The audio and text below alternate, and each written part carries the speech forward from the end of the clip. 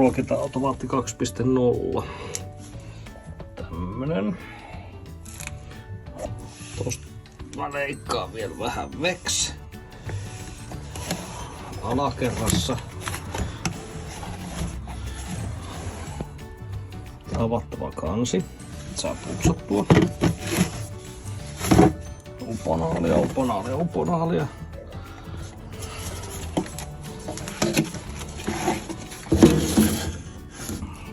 Tää on sisällä 7-vitoinen putki.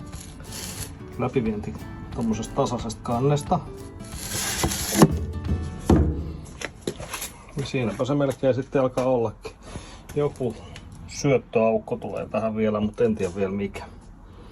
Saas nähdä miten äijän käy. Tai lähinnä kanojen.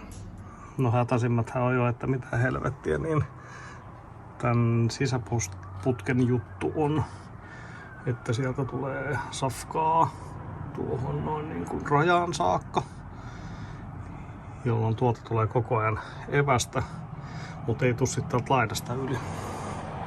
Kuten kuvasta näkyy, pikkusen vielä tekemistä näiden laitojen kanssa, mutta kyllä tämä tästä paikalleen meni.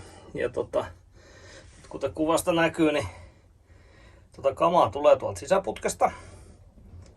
Pysyy tuolla niinku putkiston sisällä, eikö vain? Ja sitten tyypit voi käydä tosta syömässä ja jopa vähän tuivertaa, niin sieltä ei tule ihan kaikki kama veksi. Ja tuolta sitten sisäputkesta vaan tulee aina vaan lisää. Huomatkaa ammattitaitoinen tratti, joka on tietenkin kiinnitetty roodiksella. Loppu vähän tavarat kesken, mutta semmoista se elämä välillä on.